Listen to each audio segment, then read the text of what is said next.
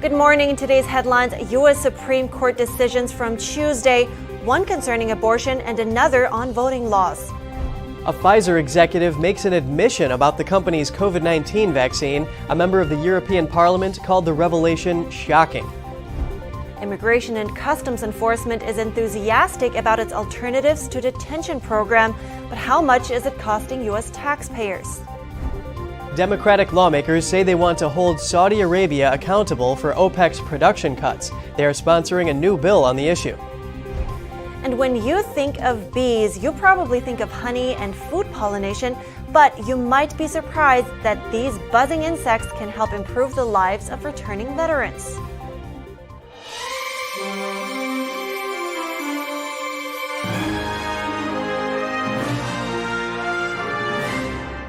Good morning. Welcome to NTD. I'm Kevin Hogan.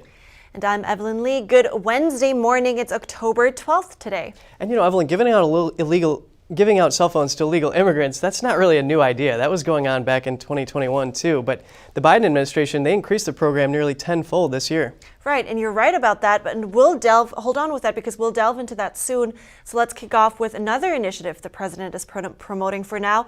The Student Debt Relief Program has survived initial court challenges. The Biden administration has now released a preview application for people seeking relief of up to $20,000. NTD's Daniel Monahan has more on that. The administration has published the application form, which has boxes for information such as name, social security number, and date of birth. Biden and Education Secretary Miguel Cardona announced the scheme in September. People are eligible for relief if they make less than $125,000 annually or are married and make less than $250,000 annually as a couple.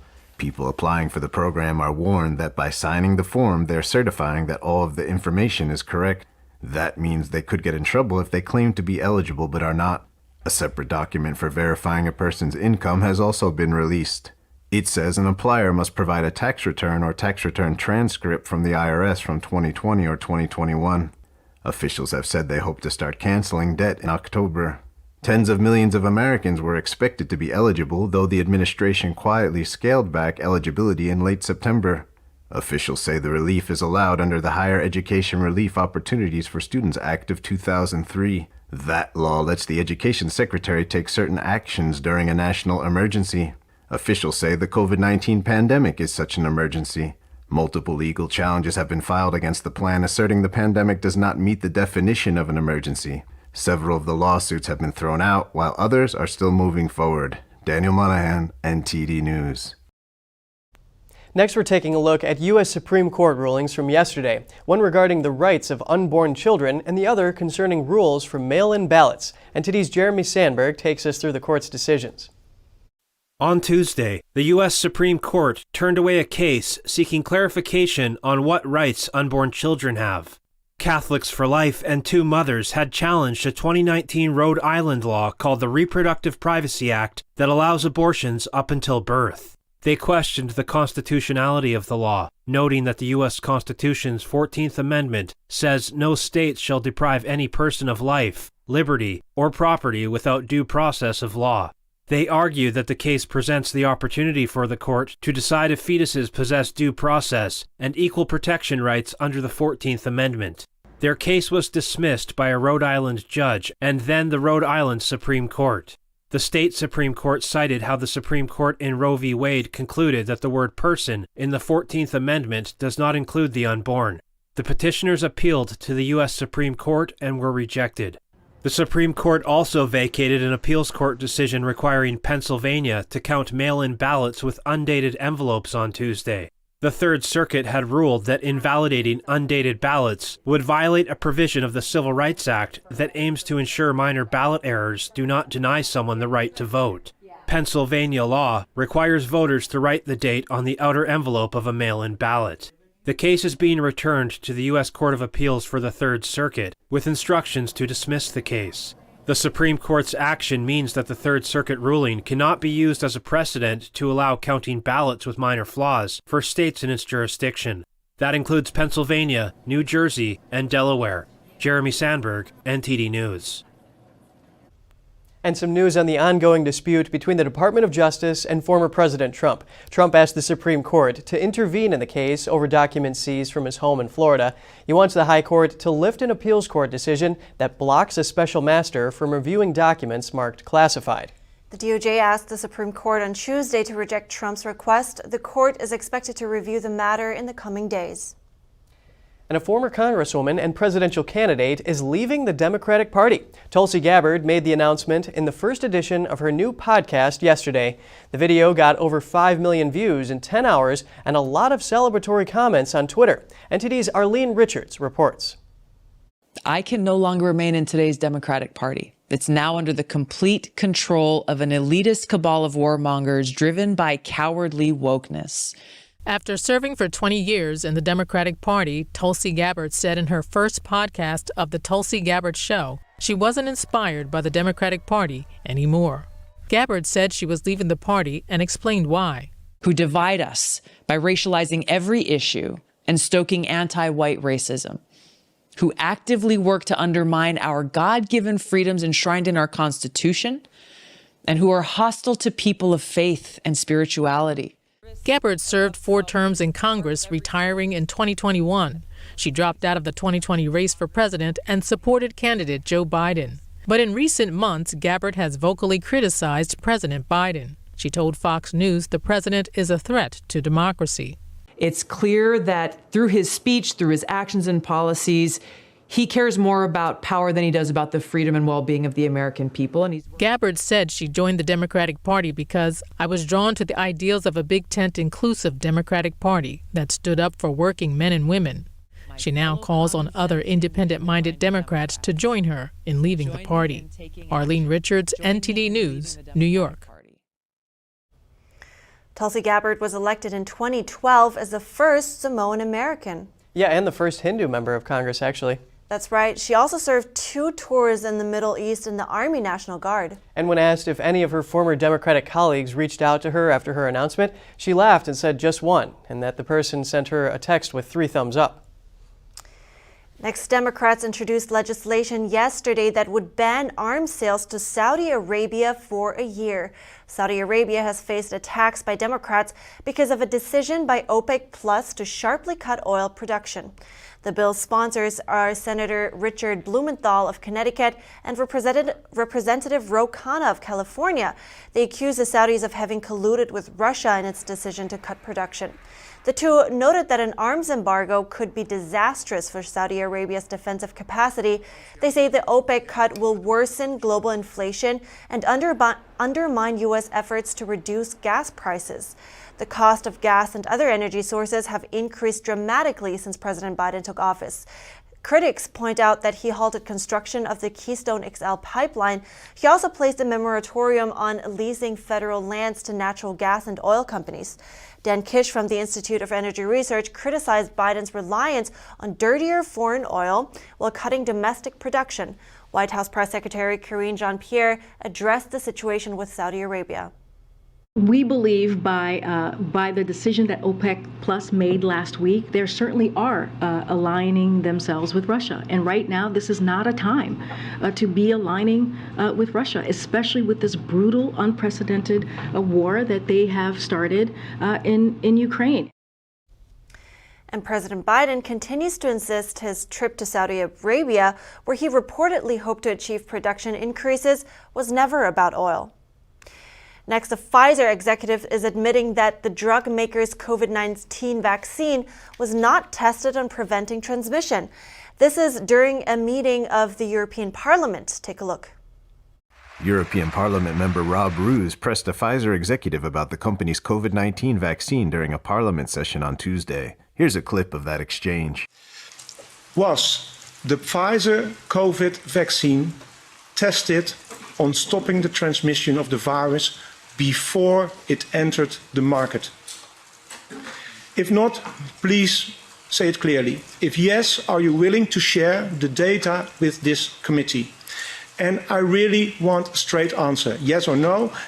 Regarding the question around, did we know about stopping immunisation before it's entered the market? No, we had to really move at the speed of science to really understand what is taking place in the market. The lawmaker who represents the Netherlands posted the exchange on Twitter, which has generated over 5 million views by Tuesday afternoon. In it, he also spoke out against vaccine passports. This removes the entire legal basis for the COVID passport. The COVID passport that led to massive institutional discrimination as people lost access to essential parts of society. I find this to be shocking, even criminal. This is scandalous. Millions of people worldwide felt forced to get vaccinated because of the myth that you do it for others. Now this turned out to be a cheap lie. This should be exposed. Back in late 2020, the FDA wrote that there was no data available to determine whether the vaccine would prevent transmission of the virus or for how long. The agency said, quote, "At this time, data are not available to make a determination about how long the vaccine will provide protection, nor is there evidence that the vaccine prevents transmission." And around the same time, Pfizer CEO Albert Bourla said his firm was not certain if those who receive its vaccine will be able to transmit COVID-19 to other people. Initially, a number of officials in the United States and around the world claimed that COVID-19 vaccines could prevent transmission. Later, Dr. Fauci, CDC Director Dr. Rochelle Walensky, and others pivoted to say the vaccine prevents severe disease, hospitalization, and death from COVID-19. Meanwhile, the CDC won't release its review of heart inflammation reports following COVID-19 vaccination. It has been submitting reports on the topic to the Vaccine Adverse Event Reporting System. But the agency says federal law prevents it from releasing the results.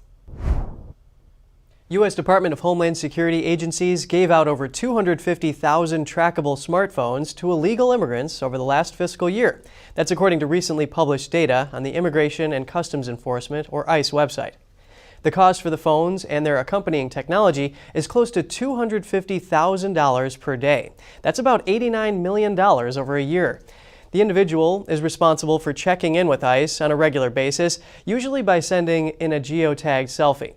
ICE began giving out the phones within the past year as border stations started becoming overwhelmed. Agents started processing illegal border crossers under a newly created category called Parole Plus ATD. ATD is an Alternatives to Detention program. It acts as a workaround for the legal requirement to detain illegal border crossers.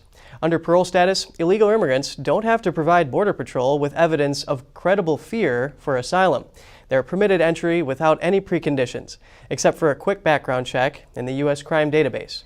U.S. Border Patrol Chief Raul Ortiz says the large driver of the border crisis is a lack of consequences for illegal entry, and that the numbers will keep increasing as long as the Biden administration isn't detaining or removing most illegal immigrants. And a new report says fraud on Zelle is rampant and increasing. How can you protect yourself? Find out after the break.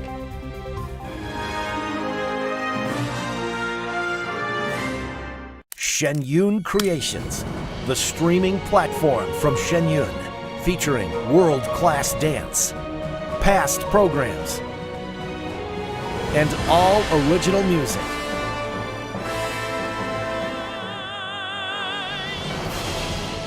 Masterclasses, behind the scenes, comedy, and more. Explore shenyuncreations.com. Freedom is not free, and neither is the truth. In order to bring you the facts, our reporters are out there on the front lines getting the true story. Some of them served 10 years of prison in China. We've been censored on social media. Our Hong Kong printing offices were set on fire, and we've been repeatedly attacked by the Chinese Communist Party. But no matter what, we believe that you deserve the truth, and so we'll continue to bring the truth to light. Head on over to getepic.com and try honest journalism that is based in truth and tradition. We'd love to have you on board.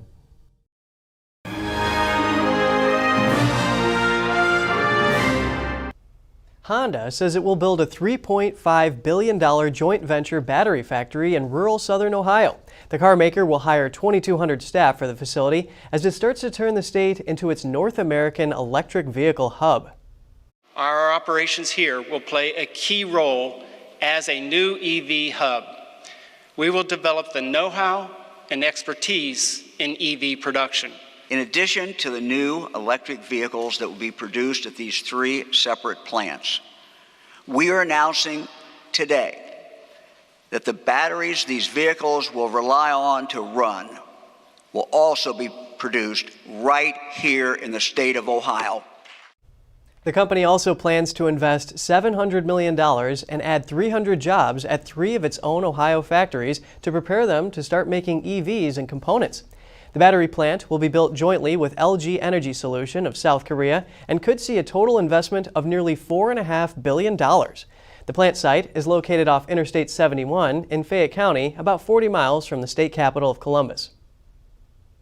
Senator Elizabeth Warren released a report that says fraud and theft is an increasing problem on Zelle.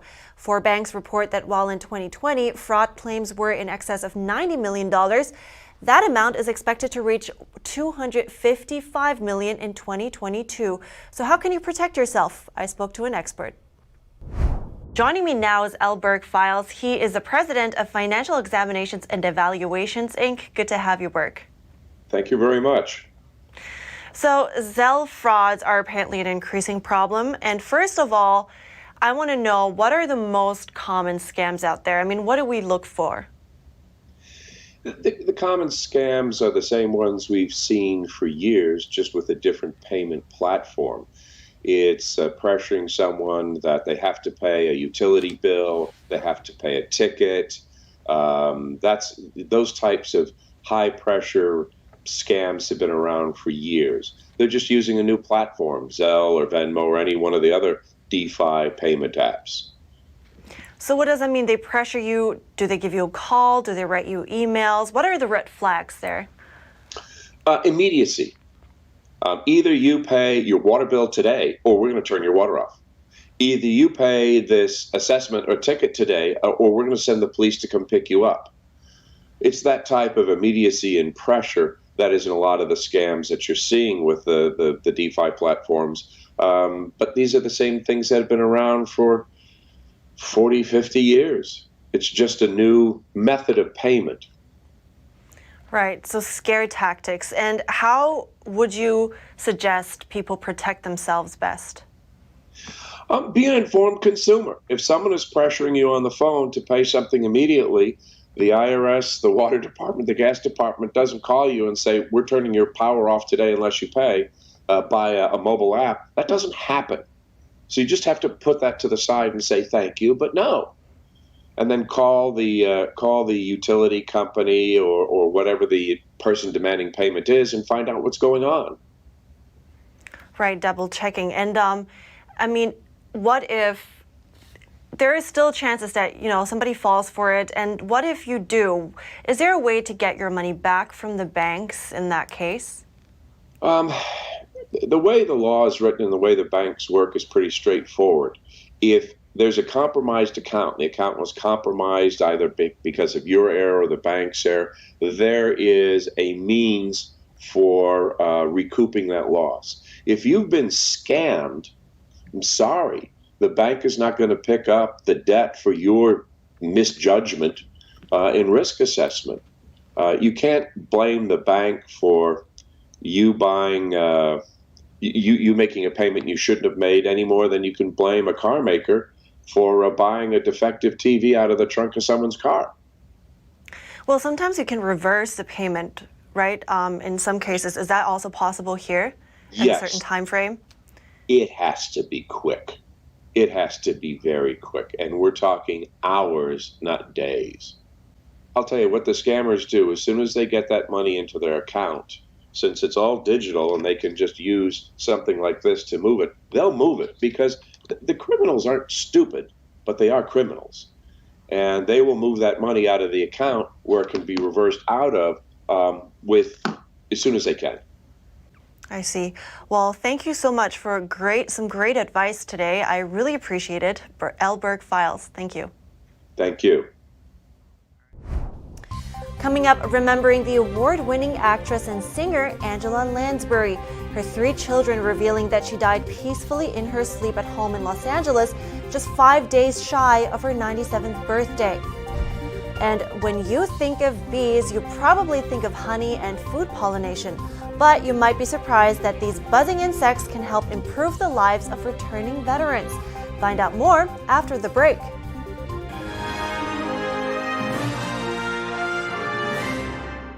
Communism is evil. Oh, come on. Listen, if you're as tired of the censorship as I am, I've actually got good news for you. Check out epictv.com. It's a brand new censorship-free video platform where you can find not only my show, but other deep documentaries, great programs, and honest movies that bring you the news without all the spin and the fake narratives. So, I'll see you there.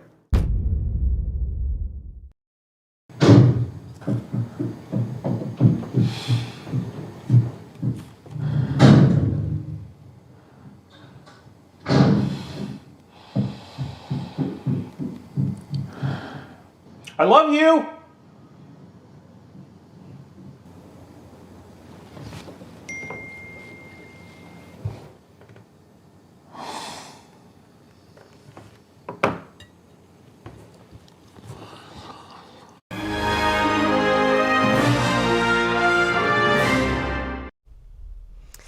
Award-winning versatile actress and singer Angela Lansbury has died. Lansbury took her final bow at the age of 96. Let's take a look back at the life and legacy of one of the greatest on film, stage, and television. Angela Lansbury became a household name in 1984 with the TV series Murder, She Wrote. She played mystery writer Jessica Fletcher, who was also good at solving crimes. The British actress made the role seem effortless and earned 12 Emmy nominations during the show's successful run. Well, I am impressed. Born in October 1925 in London, Lansbury got her big break as Nancy in the 1944 film Gaslight. In a balloon. She earned her first Best Supporting Oscar nomination for her work opposite Ingrid Bergman. The Picture of Dorian Gray garnered Lansbury her second supporting Oscar nomination in 1945. She worked steadily throughout the 50s, and then The Manchurian Candidate came along in 1962. She scored her third Best Supporting Actress Academy Award nomination.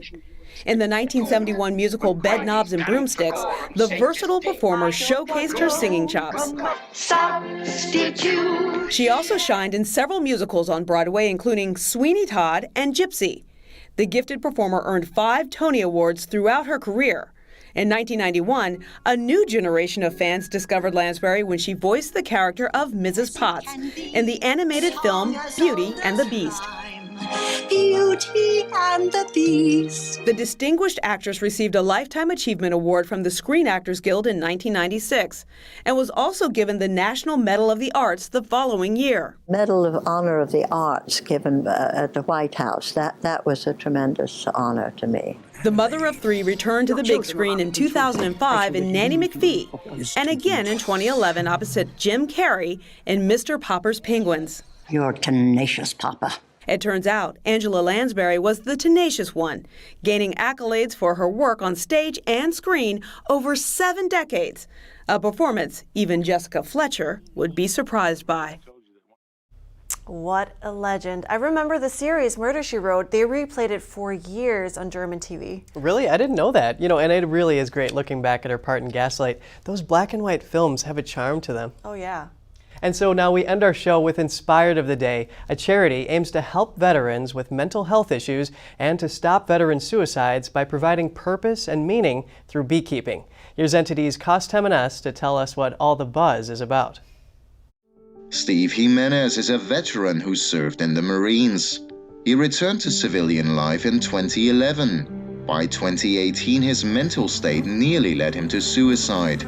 But who would know that it would be bees that would change his life? It was a very tough transition for me, and bees saved my life. After being introduced to beekeeping by a friend at an event, he decided to found his charity, Hives for Heroes. The charity provides veterans with a sense of purpose and meaning, but there is more to it. The social order of bees is structured similar to the military. This means veterans can feel like on a military mission where they work as a team towards a clear goal. I think that is why for veterans it kind of is really beneficial because it kind of brings you back into that mindset of kind of like a one team, one goal. It definitely helps with mental health and definitely get some workout and with the lifting of the heavy boxes of honey. They are also surrounded by others who served in the military, thus regaining a sense of family. We tell everybody we're not a bee organization, we're a people organization that utilizes bees as a conduit to get connected to yourself. Like truly just connected to yourself. Suicides among veterans sadly are quite common. After leaving the military, many struggle with getting reacquainted with civilian life. Many turn to alcohol and drugs and suffer from post-traumatic stress syndrome. Once you're out of the military, because the military becomes so much of who and what you are, that loss of community leads us down that slippery path of substance abuse and potentially suicide. Jimenez says that his charity provides purpose and connection. The organization also does a fair bit to save the honeybees. He says their goals are to conserve and grow the honeybee as a pollinator. And he points out that about every 3 spoonfuls of food that you put in your mouth is pollinated by a bee. Hives for Heroes has grown exponentially since its inception.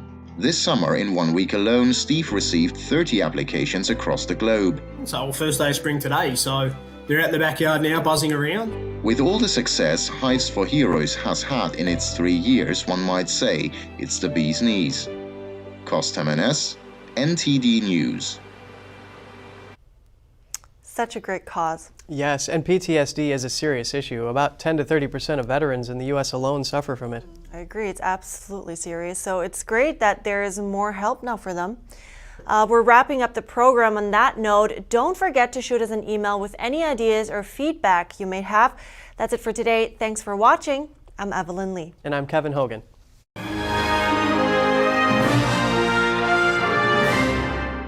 Thanks for watching us on YouTube. Did you know YouTube only keeps selective videos on its platform? So if you want to make sure you get the full picture, just subscribe to our newsletter. Go to newsletter.ntd.com and sign up. It's free.